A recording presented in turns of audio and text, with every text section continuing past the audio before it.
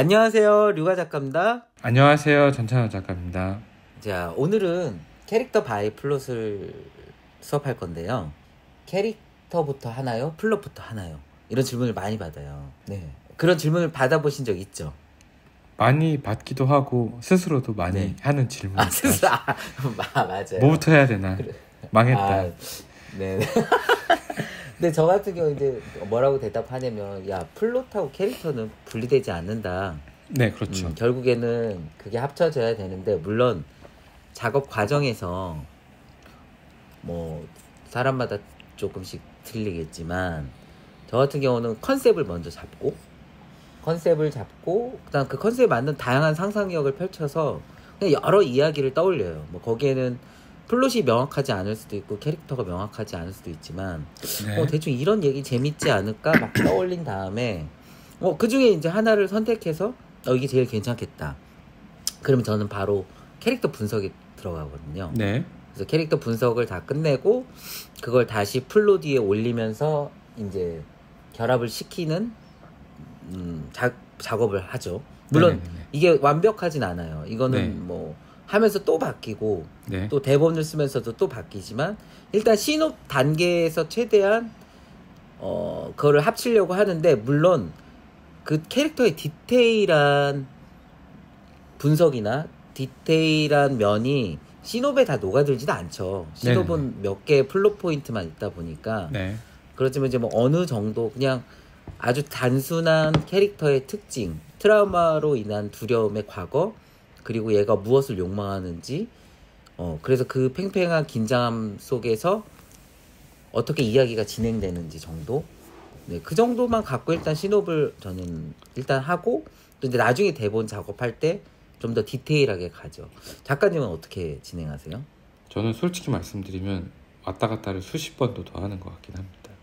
그러니까 캐릭터 만졌다가 다시 얘기로 돌아갔다가 다시 캐릭터 만졌다가 돌아갔다가 아마 다들 그러실 거긴 해요. 그러니까 근데 이제 간단한 뭐 컨셉이나 세팅 같은 게 나오면은 그 다음부터는 캐릭터를 일단 작업을 해요. 네.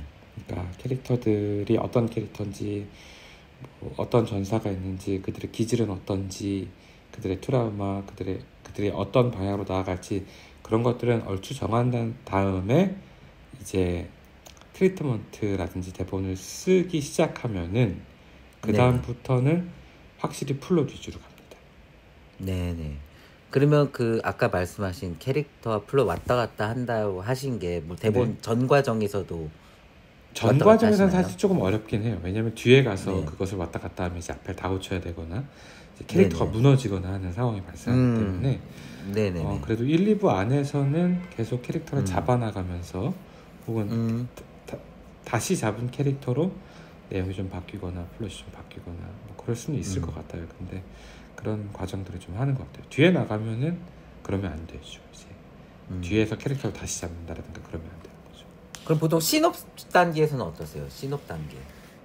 신업 단계에서는 일단 신업을 쓰기 전에 계략의 캐릭터는 나오는 것 같아요. 왜냐면 제가 내용 같은 것들을 좀 쭉 뽑기 전에 일단 이 얘기가 이런 얘기다라는 게 이제 얼추 나오면은 그 다음부터는 아까 말씀드렸듯이 캐릭터 생각을 좀 하거든요.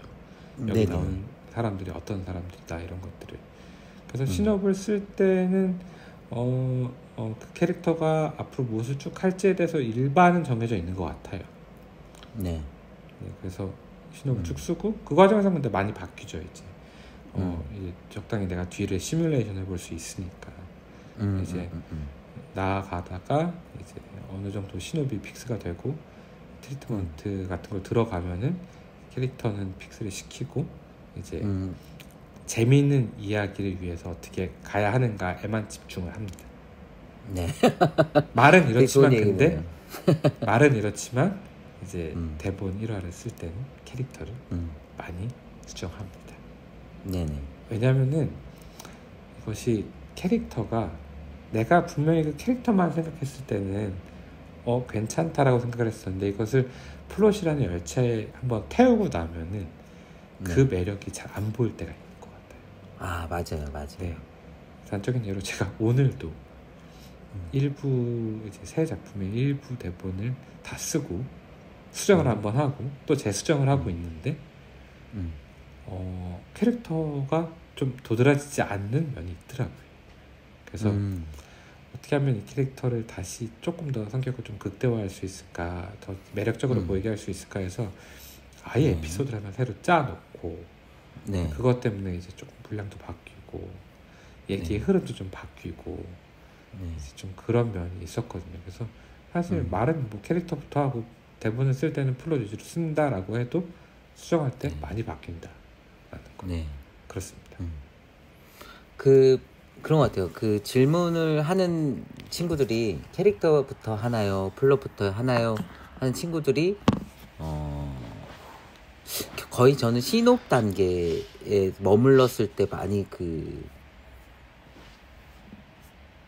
그러니까 신업 단계에서만 하는 고민들인 것 같아요. 그 질문을 할 때. 왜냐면 우리가 다 아는 게 트리트먼트로 갈 때부터 이미 캐릭터와 플롯이 합쳐지잖아요. 그러니까 그 트리트먼트는 캐릭터와 플롯이 당연히 합쳐질 수밖에 없고.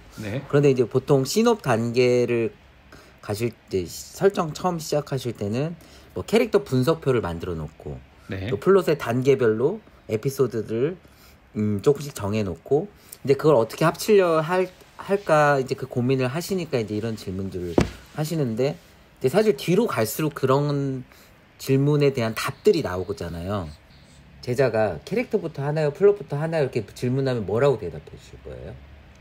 만약에 둘 중에 먼저 뭘 하냐라고 물어본다면은 이런 얘기를 하겠다라는 게 정해진 시점부터라면 캐릭터 먼저가 아닐까 싶어요. 왜요?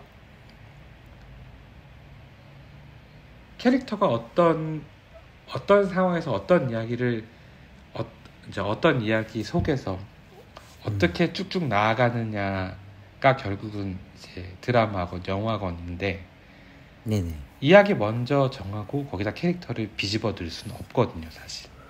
맞아요.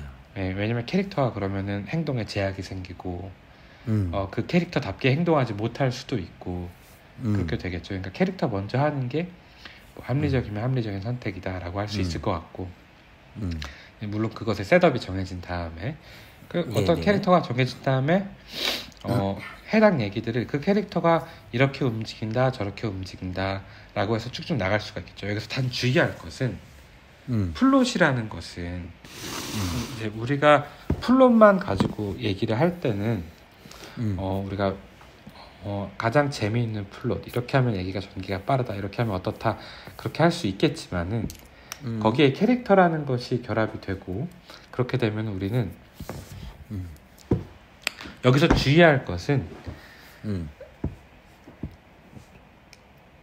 일단 우리가 특정한 캐릭터들을 조형하고 이제 그것으로 플롯을 쓸 때는 플롯의 캐릭터들을 적용시킬 때는 그 플롯의 주인은 우리라는 인식이 확실히 있어야 됩니다. 작가라는 인식이 확실히 있어야 됩니다. 무슨 말인고 하니 우리가 조형한 캐릭터들을 플롯 안에서 이리 뛰고 저리 뛰고 하게 놔두다 보면은 나중에 통제가 안 되는 경우가 있어요. 네. 그래서 캐릭터를 이쪽 방향으로 몰고 저쪽 방향으로 몰고 그들의 행동을 적절한 수준에서 제어하고 하는 것이 작가의 역할이라고 생각을 해요. 저는 뒤로 갈수록 이것을 하지 않으면은 얘기가 굉장히 산만해지고 작가가 글을 쓰는 게 아니라 캐릭터가 그냥 알아서 날뛰는 상황이 되어버릴 수가 있다는 거죠. 이런 것을 방지하기 위해서는 우리가 적절한 플롯 안에서 캐릭터의 방향성이 이쪽이라도 우리 얘기의 방향이 저쪽이라면은 어떠한 수를 써서든 그 캐릭터를 저쪽으로 보내놔야 돼요. 그렇죠. 저는 이 점을 항상 되게 캐릭터와 플롯을 같이 할 때는 이 점을 가장 중요하게 생각합니다.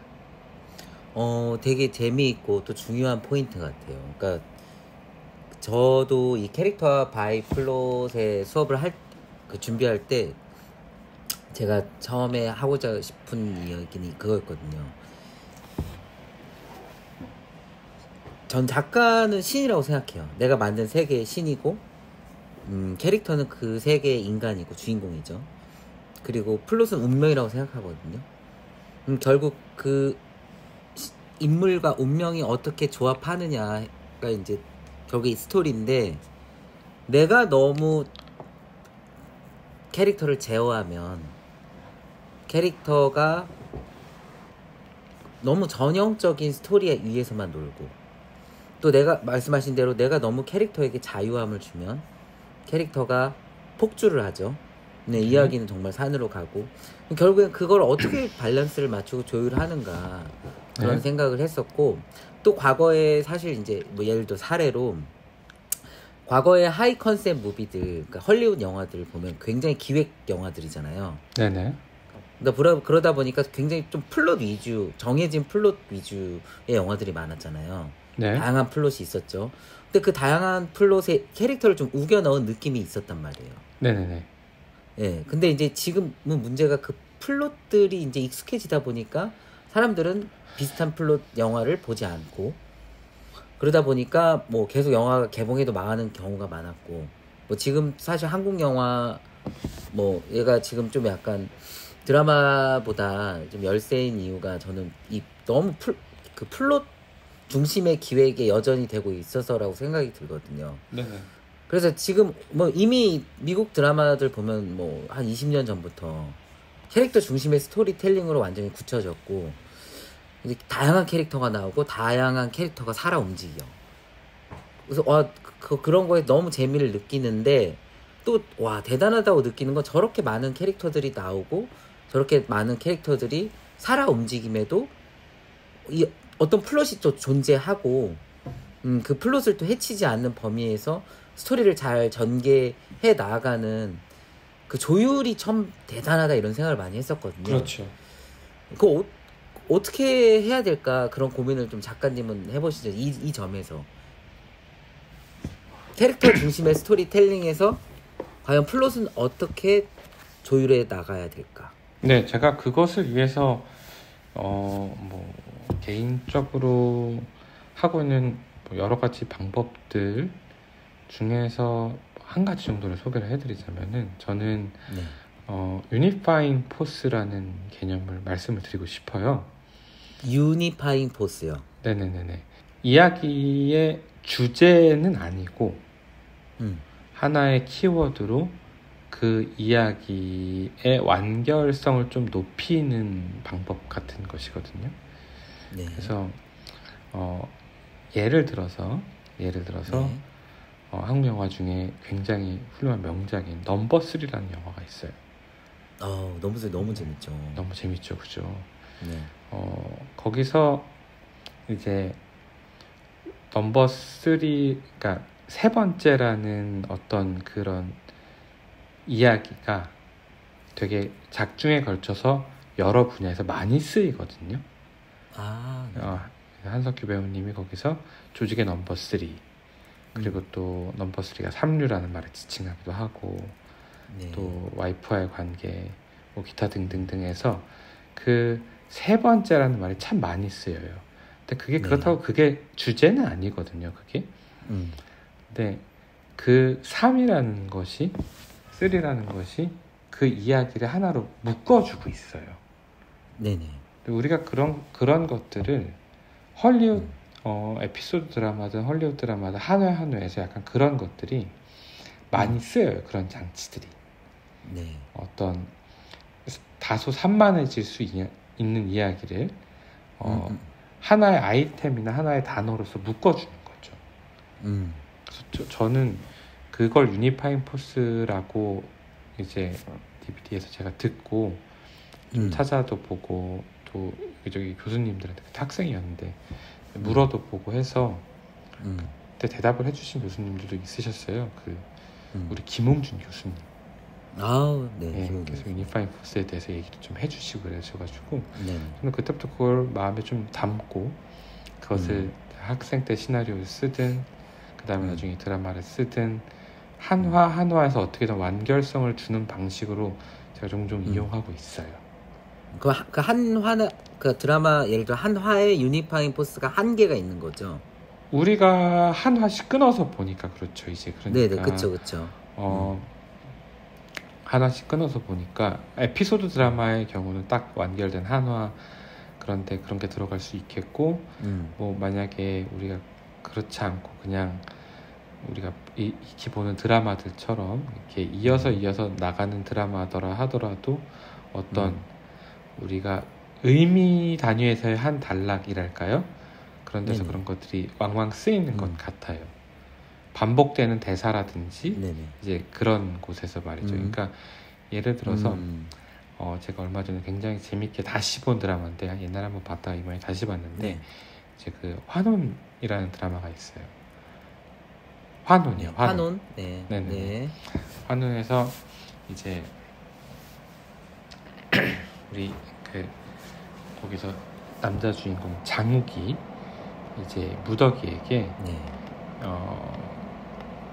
특정 화에 이런 대사를 쳐요. 그 허세가 아니야, 기세야. 이런 말을 하거든요. 근데 이제 그 대사가 그 화에 걸쳐서 그 다음 화까지도 몇 번 반복이 돼요. 그리고 그 해당 에피소드들도 그 대사에 맞게 약간씩 서로 모아지는 게 있어요. 그런 의미로서. 그러니까 해당 에피소드가 우리가 다른 의미로도 받아들일 수 있었을 텐데 그 반복되는 대사가 앞뒤로 들어가면서 이것은 남자 주인공 장욱이 허세를 부르는 게 아니라 기세를 내는 것인 시퀀스, 기세를 내는 그런 그런 우리 몇 화, 특정 몇 화라는 식으로 그런 의미를 묶어주는 거예요. 저는 그런 것들이 어떤 캐릭터가 플롯이라는 열차를 탔을 때 다소 이제 우리가 통제할 수 없는 방향으로 캐릭터가 가기도 하는데 혹은 이야기가 흐르기도 하는데 그러지 않게 이야기를 묶어준다는 인상을 항상 받아요. 아, 참 잘 쓰셨다 혹은 참 좋다라는 느낌을 받았거든요. 왜냐면 하나 완결된 의미로서 일관된 방향으로 이야기가 흐르니까요. 그래서 저는 그런 걸 유니파잉 포스 개념으로 이해를 하고 있습니다. 그 유니파잉 포스 말씀하시니까 갑자기 생각난 게 이제 저 같은 경우는 시나리오도 쓰지만 소설도 쓰고 있는데 단편 소설이요. 저의 단편 소설 선생님이 단편 소설 쓰는 방법에 대해서 얘기해 주실 때 이제 처음에 이제 소재를 잡잖아요. 소재를 어떤 이미지로 잡으라고 하시거든요. 무조건 이미지로 잡아라. 그래서 예를 들어서 만약에 제가 헤드폰을 소재로 잡고 이 뭐 단편 소설 제목을 헤드폰으로라고 한다고 했을 때 단편 소설은 사실 우리 시나리오처럼 플롯을 미리 정하지 않고 쓰거든요. 보통 그냥 한 문장 한 문장 써요. 한 문장 한 문장 쓰는데 결국 그렇게 쓰다 보면은 이야기가 산으로 갈 확률이 되게 높잖아요. 그렇죠. 근데 그래서 무조건 그 이야기를 쓸 때 작가는 이 헤드폰에서 벗어나면 안 된다. 그러니까 헤드폰이 강력한 중력처럼 다 모든 문장을 끌어당기고 있어야 된다. 그래서 중력이죠, 그렇죠. 유니파잉 포스. 중력이라도 얘기할 수 있겠네요. 그렇죠. 그래서 이게 비슷하구나, 약간 이런 생각이 들었어요. 맞아요. 만약에 그렇게 안 쓰면 헤드폰이란 단편 소설을 썼는데 엉뚱한 이야기가 나온다고 하시더라고요. 결국에 왜냐면 소설은 진짜 플롯이 없다 보니까 자유롭게 쓰거든요. 진짜 자유롭게 써야 되는데 이게 중력이 없으면 그냥 우주 별나라 안드로메다로 가버리는 거죠, 소설. 맞아요. 그럴 수 있는 거죠. 그런 그렇구나. 어떤 중심이 되는 힘, 그러니까 중심이 되는 어떤 키워드가 됐든 뭐가 됐든 그런 것들이 있어서 그걸 뭉쳐줘야 되는 것 같아요. 그게 뭐 16부 드라마 기준으로 하나면 조금 우리가 계속 동어 반복을 하는 느낌이 들 수도 있으니까 그런 것들을 요소요소에 배치해서 뭐 화별을 16개 갖고 아니더라도 그런 몇 개의 구심점을 갖고 가는 게 좋을 것 같다라는 거죠. 그러니까 맞아요. 중력이란 말이 더 어울리기도 하네요. 또 이렇게 얘기를 하다 보니까 캐릭터와 플롯이 그러면 어떤 상반된 대립적인 구도인가요? 이렇게 질문을 할 수도 있을 것 같아요. 결국에는 합쳐지긴 하지만 결국 그 뭐랄까 태도 자체가 캐릭터의 태도와 플롯의 태도가 서로 상반되어 있나? 이런 생각도 할 것 같은데 어떻게 생각하십니까? 이것을 서로 상반된다고는 표현할 수는 없을 것 같고. 네네. 이걸 둘이 같이 다루는 건 굉장히 어려운 문제긴 해요, 사실. 근데. 그쵸. 어려운 문제인 것 같긴 해요. 상반되는 것 같지는 않은데. 그러니까 이제 예를 들어 캐릭터가 너무 비중이 막 커지면 플롯이 작아지고 그런 플롯이 너무 강해지면 캐릭터가 살아있지 못하게 된다. 뭐 이런 생각을 할 수도 있을 것 같은데. 그것이 이제 본격적인 작업에 들어간다면 아까도 제가 2번 말씀을 드렸지만은 본격적인 작업에 들어간다면 캐릭터는 플롯 안에서 기능해요. 맞아. 그 캐릭터만 표현하는 씬이라든가 그런 것들은 정말 그게 극 초반에만 나올 수 있는 씬 같고 드라마는 그래도 조금 러닝타임의 여유가 있으니까 이제 그래도 온전히 캐릭터를 보여주는 하나의 에피소드를 넣을 수 있을 것 같아요. 처음에 시작할 때.